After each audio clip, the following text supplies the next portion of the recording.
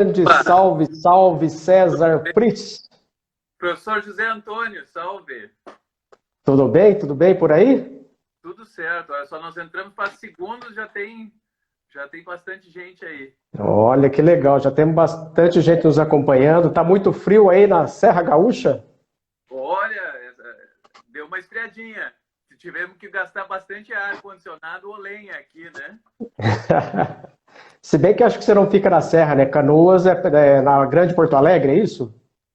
É um pouco menos frio, mas já fez um Tá. friozinho pouco para Rio Grande do Sul, 5 graus, tá uma É. coisa tranquila.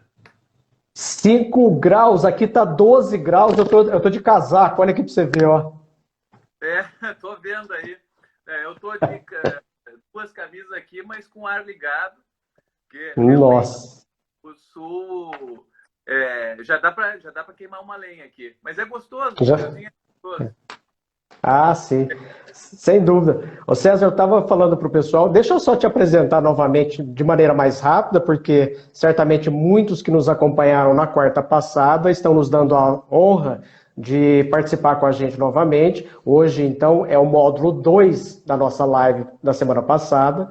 O César Pritz é um grande juiz, um grande professor lá do Rio Grande do Sul, ele é juiz em Canoas, na região de Porto Alegre, e ele é Juris Doctor pela Universidade Internacional da Flórida e também professor renomado, articulista, autor de livros. Não é isso, César?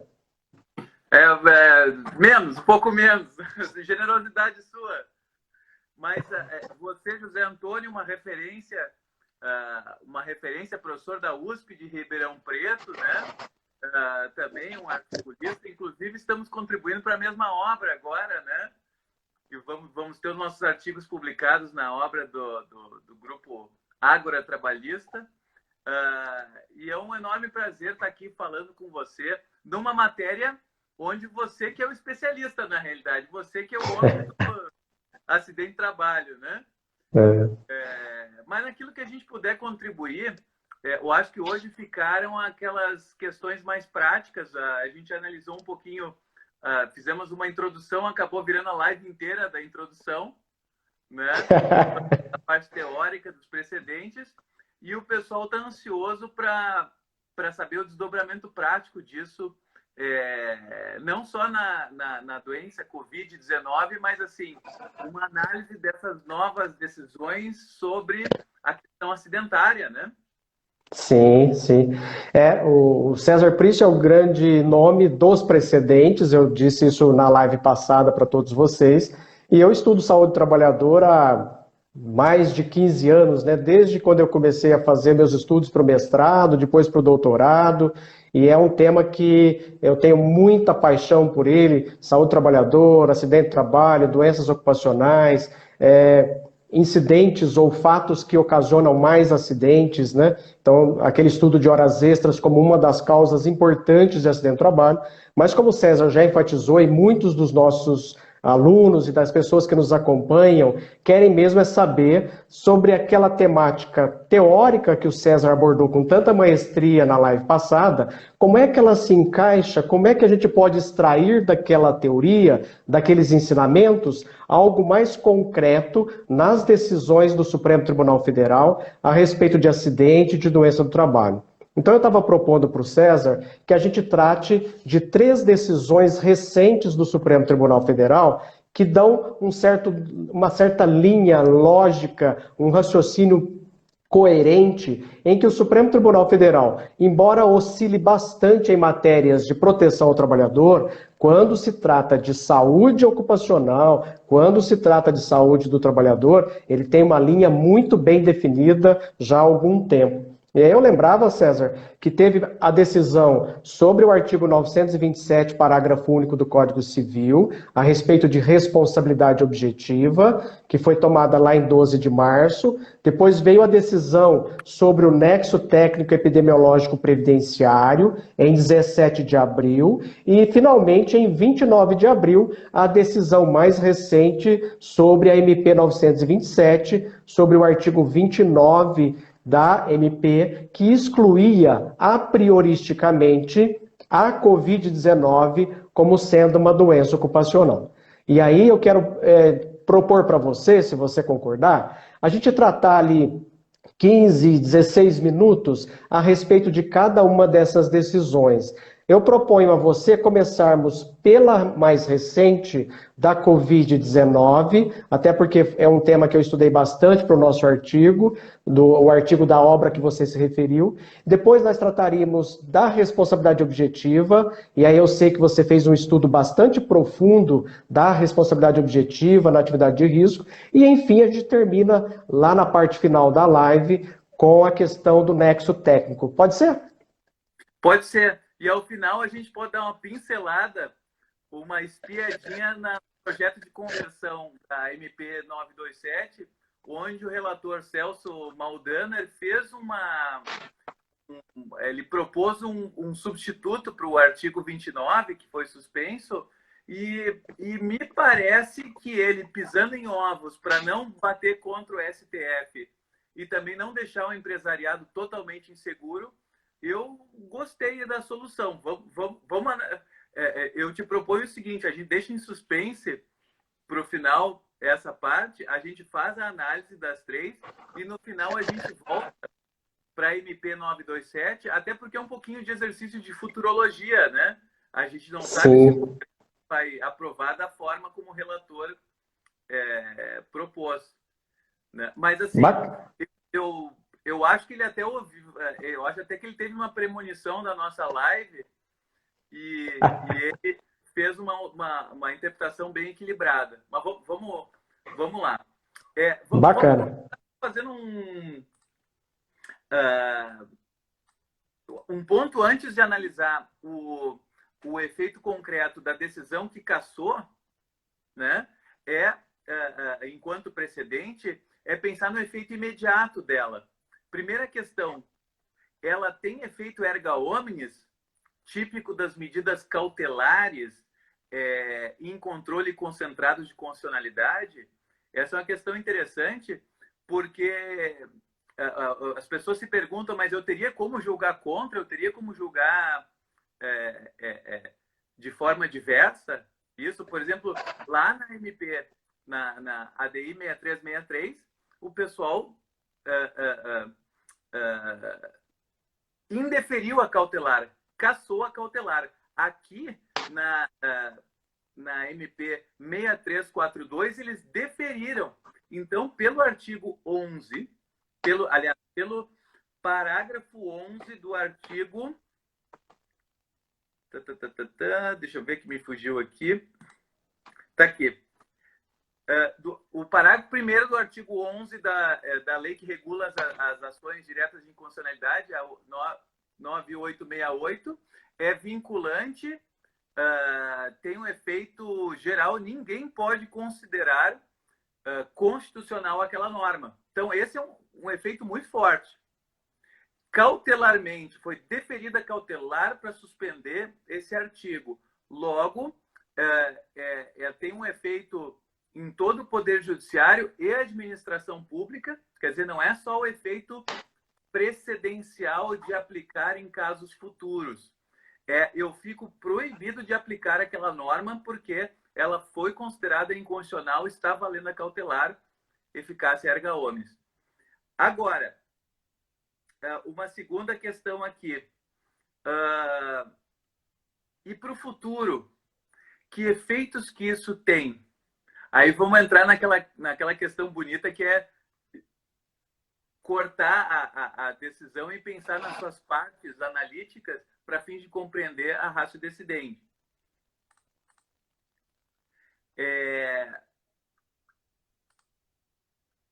Eu tenho naquela norma, nós falamos na última live que o núcleo de uma decisão que vai ser repetida numa decisão futura são os fatos tidos como determinantes, como essenciais na fundamentação pelo julgador e a conclusão jurídica, né? Só que como aqui é uma ação abstrata, eu não tenho fatos concretos porque não há um caso concreto. Estou analisando a lei em tese. Então, é fácil. Eu substituo os fatos pela previsão fática, pela hipótese fática que tem na norma. Então, vamos lá. Rapidez. Resultado. Inconstitucionalidade. Então, é inconstitucional uma norma que preveja que, havendo a contaminação do trabalhador, vamos dizer, chamar de fato A, ele nega a natureza ocupacional, salvo comprovação pelo trabalhador do nexo causal. Portanto, ele estabelece, ele dá a entender que há uma presunção, que fica um ônus da prova absoluto para o empregado.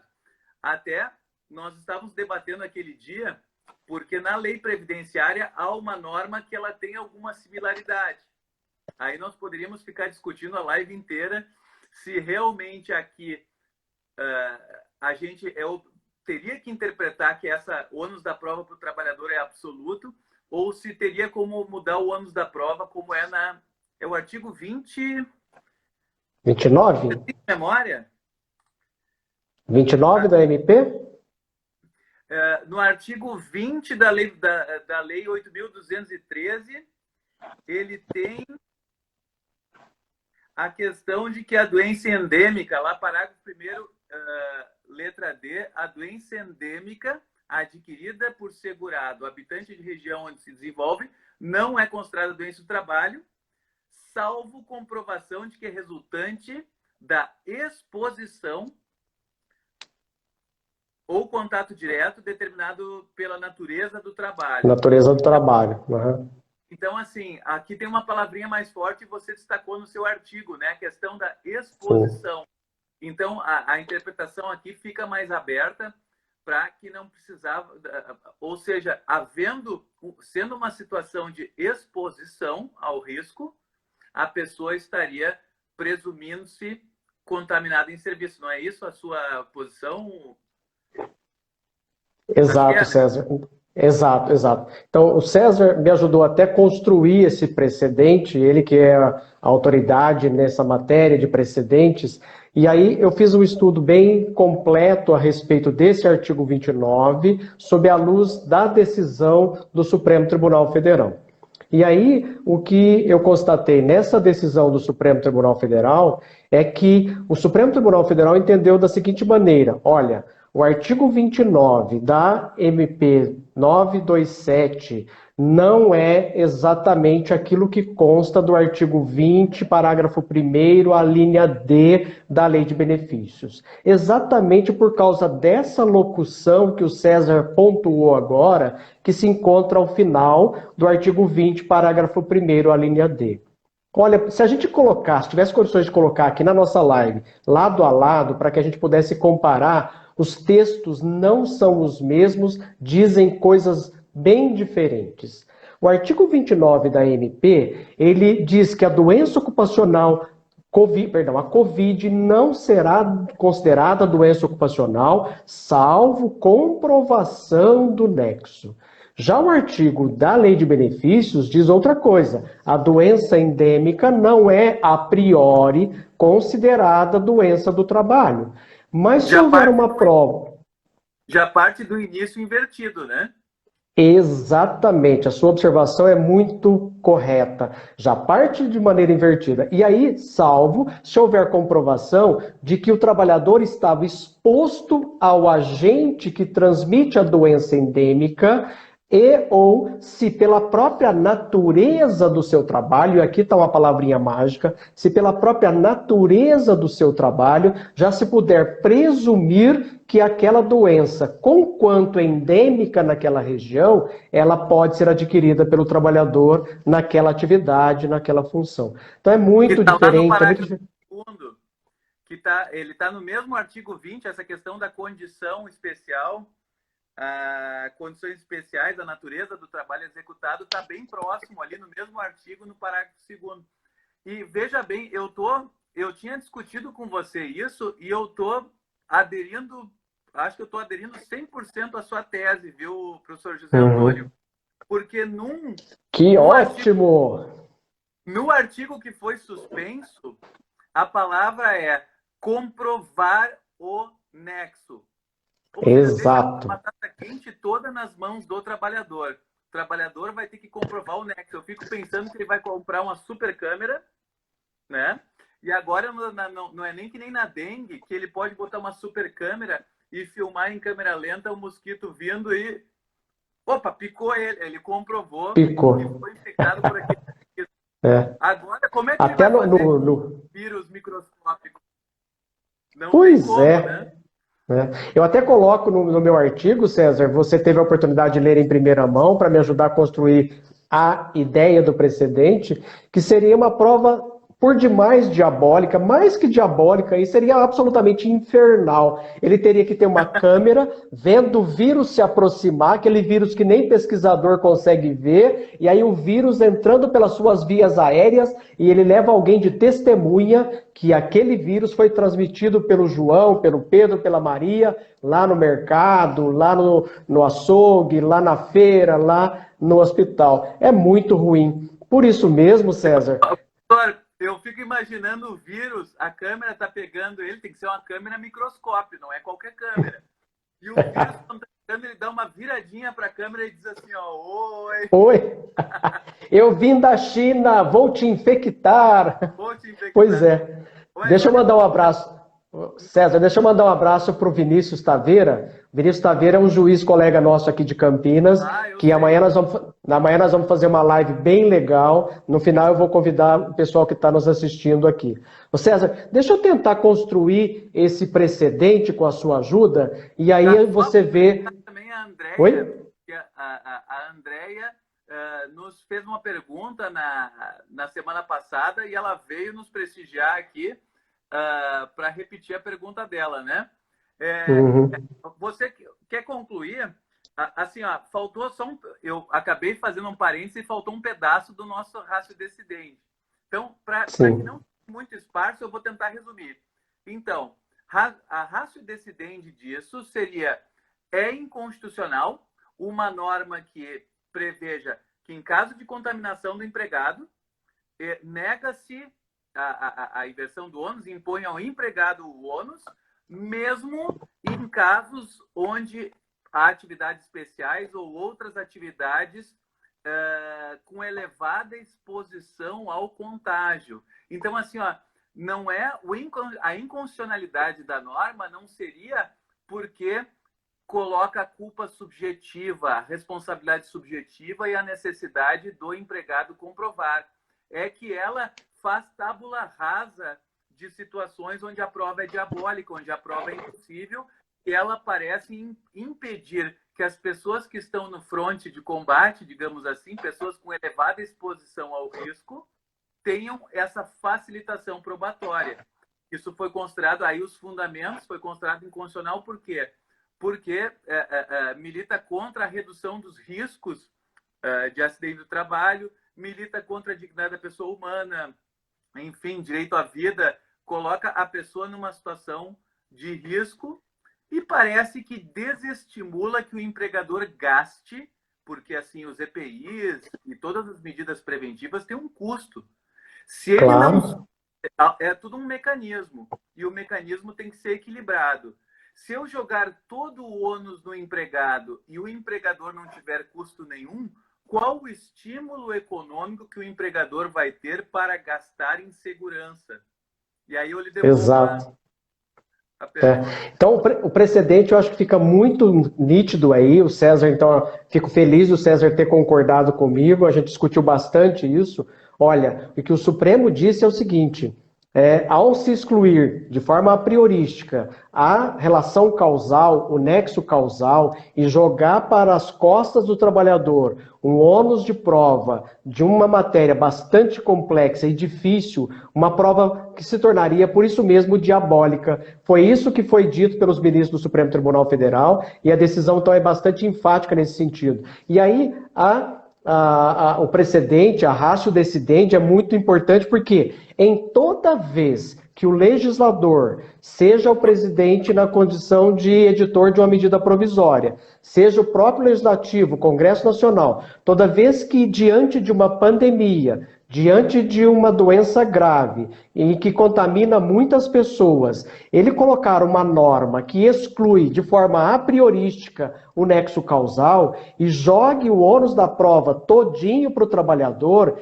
ignorando presunções favoráveis aos trabalhadores em matéria de doença ocupacional, essa norma será inconstitucional. Então, se há uma. Só para finalizar, havendo uma doença endêmica, pandêmica ou de qualquer natureza assim, se houver uma norma que exclui o nexo causal e joga o ônus da prova para o trabalhador, qualquer matéria que seja, doença que a gente nem conheça ainda hoje, daqui 10, 15 anos, a norma que jogar esse ônus para o trabalhador será inconstitucional. É isso?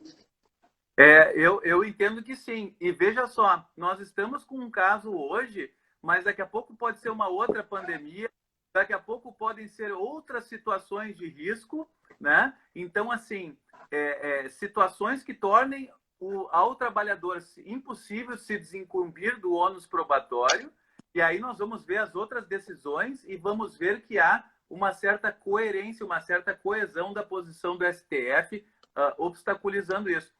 Aí, complementando o que a gente está falando aqui, o Marcelo Dezen...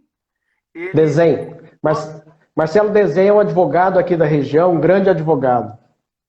Então, e ele fez uma grande pergunta. A pergunta do ponto de vista da segurança jurídica do empresário, que é uma coisa também importante, porque direito é equilíbrio, né? Nós temos que ter segurança jurídica para os dois lados. O empregador adota todas as medidas preventivas na empresa.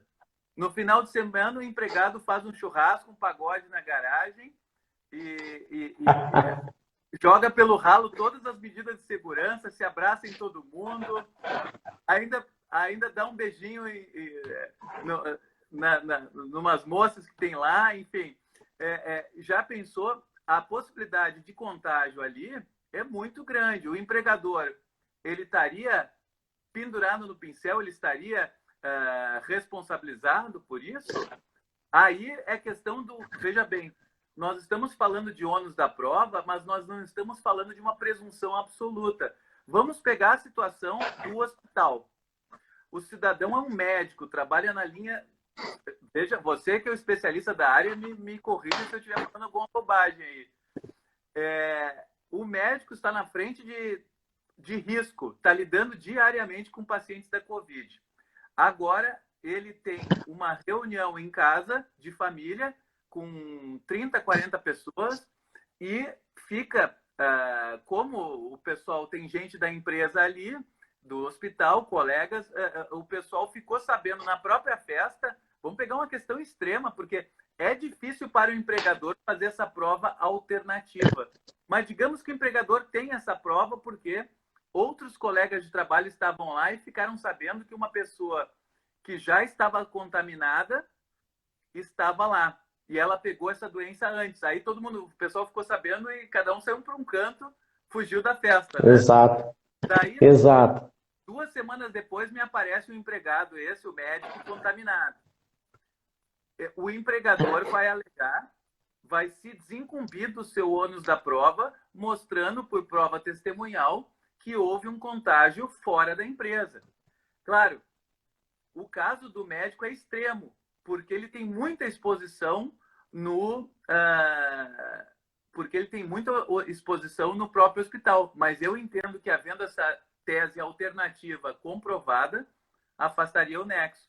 O que você acha? Exato, exatamente. Então, os advogados de empresa, eles ficam muito assustados quando a gente adota uma teoria dessa de presunção de doença ocupacional, ou de inversão do ônus da prova, ou até de inversão do ônus de demonstrar a ausência de nexo causal. Então, com essa decisão do Supremo, com esse precedente, a gente cria presunções favoráveis aos trabalhadores, mas não é para todas as atividades, é só para as atividades essenciais. Ponto. Só para as atividades essenciais. Posso lhe fazer uma provocação? Claro.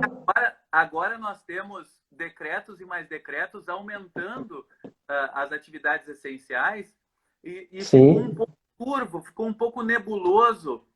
Eu lhe pergunto se o que está por trás da gente considerar a atividade essencial como uma atividade de risco não seria a probabilidade. Lembra na live até com a professora Arani, sim.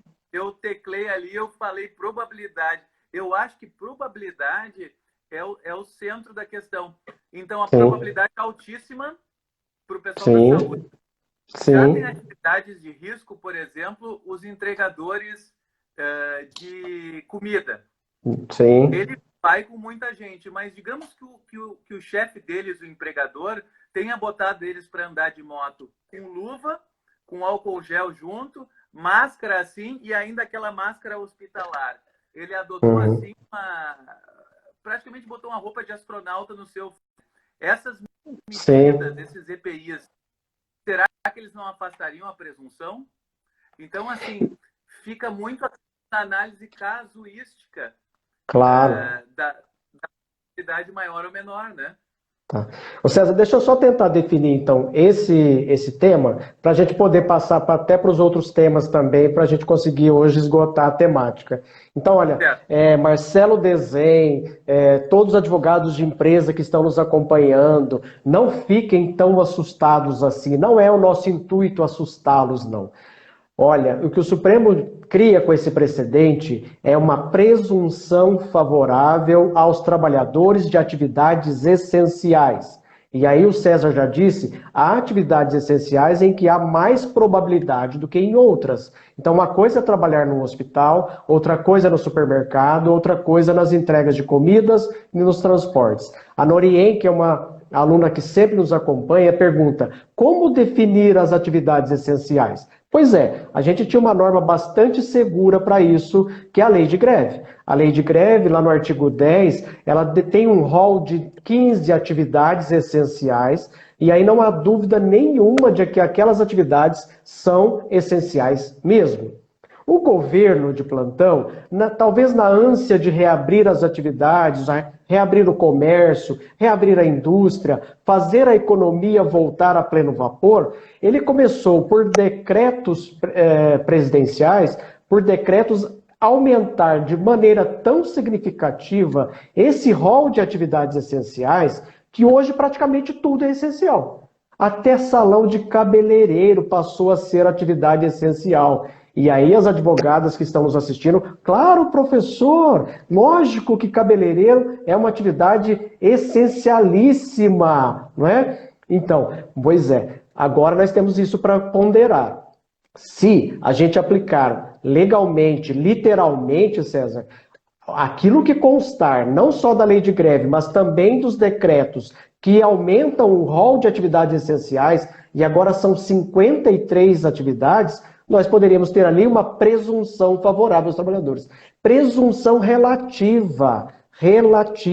O que significa dizer que eu simplesmente estou, aspas, invertendo o ônus da prova. Então, o empregador, a empresa diligente, que documentar tudo o que ela fizer, ela forneceu EPIs, ela pegou os melhores EPIs do mercado, ela isolou o pessoal, ela fez tudo aquilo que estava ao seu alcance para evitar a transmissão das doenças, e ela descobre que o sujeito fora do trabalho estava muito desatento, participando de reuniões de família, de churrasquinho, namorando demais, era um namorador. Isso não é tão difícil de comprovar, porque os empregados geralmente grupos de amigos, tem WhatsApp, Facebook, a pessoa acaba se traindo. Facebook. Com certeza. Então, Facebook, César. Facebook hoje se tornou o meio de prova do direito. Nós precisamos escrever agora, reescrever os meios de prova. O Facebook vai estar lá no topo, acima da própria confissão. Bom, o WhatsApp já se usa bastante, né? Eu já vi testemunhas encontrada suspeita porque tinha WhatsApp uma versão entre um grupo de 3 ou 4 testemunhas. César, a Cláudia Mourão, só um instantinho, a Cláudia Mourão, que sempre nos acompanha, está perguntando se a gente pode utilizar a OSHA, lá do direito americano, como direito comparado em caso de Covid-19. Ela já fez essa pergunta umas 2, 3 vezes. Cláudia, eu não tive condições de te responder nas outras vezes. É mais ou menos a linha do que o César estava defendendo agora. Então, nós temos, pela própria OSHA, pelo próprio... atividades com risco muito acentuado, outros médios, outros menos graves e outros leves. Aquela gradação da OSHA é fundamental, tanto para trabalhadores quanto para empresários, empregadores poderem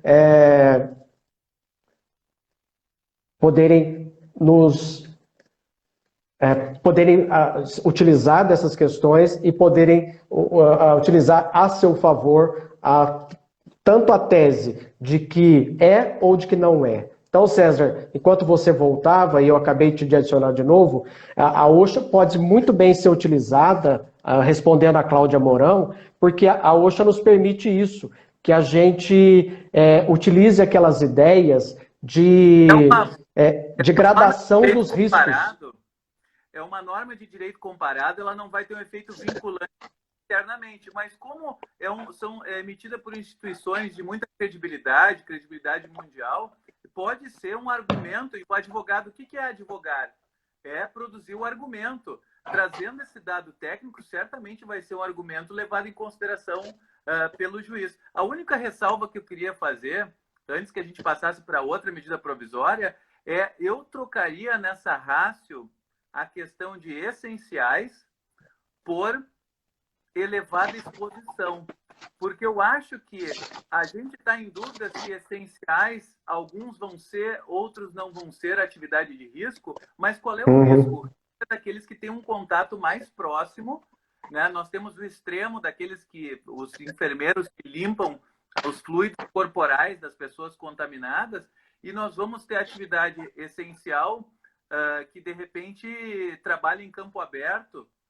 Tem muitas atividades produtivas de granja que não pararam porque são atividades essenciais para a cadeia produtiva, a alimentação, mas não há uma aproximação muito grande em algumas delas. Em outras, claro, por exemplo, unidades Fabris, até houve no Rio Grande do Sul uma unidade, acho que da JBS, que foi fechada porque apareceu com 30 pessoas contaminadas. Eles trabalham no abate de aves muito próximos, né? Então, eu acho que o segredo é exposição. E esse vai ser o argumento do advogado da empresa e o advogado do trabalhador, que a sua atividade é de elevada exposição, portanto, tem que se presumir o contágio. E a empresa vai ser aquela dialeticidade do direito. O advogado da empresa vai argumentar contra, né? Exato. César, duas coisinhas. Como é que se escreve PRIT? P-R-I, T de Tadeu, S de Sandro, C-H. Se o pessoal olhar aqui na parte de cima da live, tem CJD curso e tem César Prit, dá para colar. Isso, perfeito. Instagram, YouTube. Deixa eu só aproveitar o que a gente está fazendo a transição entre uma MP e outra, e eu queria avisar uma coisa que eu avisar na semana passada. Eu posso fazer um jabazinho, professor José Antônio? Antes do seu jabazinho, deixa eu só comentar duas coisinhas aqui, porque são alunos que sempre nos seguem e eles já pela segunda vez colocam isso. Olha, rapidinho. E se trabalha em 2 hospitais?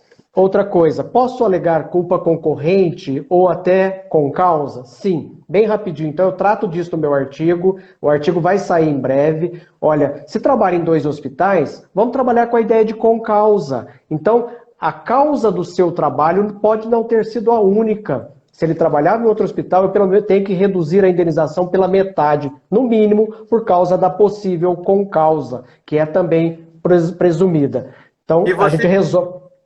Porque se o seu hospital, por exemplo, adotou todas as medidas de segurança e ficar demonstrado que o outro hospital no que a pessoa trabalha não adotava as medidas de segurança adequadas, pode ser que você tenha a mesma responsabilidade ou nem. Exato. Que o hospital tenha toda. Exato. E a outra questão da culpa concorrente, com certeza. Aí nós já estaríamos no campo da responsabilidade, né? Eu fiz questão de enfatizar isso com a Arani, com o César. Aí nós estamos no outro campo. Então tem dois campos de análise. Primeiro do nexo causal. Porque se eu já excluo o nexo causal, eu nem trato de responsabilidade.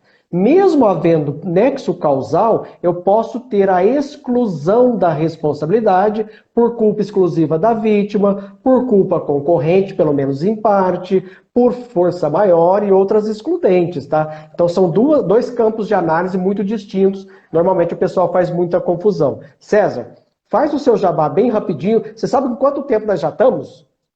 36 Sim, minutos. 36 minutos. 36. A jato. Gente, esse aqui é o livro que eu mostrei na semana passada, a gente já sorteou, e a Karine, eu vou enviar um livro para a Karine, que ganhou o sorteio, tá? E para quem não conseguiu e tiver interessado, me manda um direct, pode ser para o meu, que está ali em cima, César Prit, que eu mando para vocês com o descontão do autor e frete grátis, tá? Autografado, fazemos a 30% abaixo do que está o preço do site e com frete grátis autografado, tá? Envio para vocês. Bacana, olha, não percam a oportunidade, mandem aí o e-mail, mandem a mensagem para o professor César, aproveita a oportunidade. César, vamos mudar um pouquinho de assunto para a gente conseguir falar também das outras decisões. E agora eu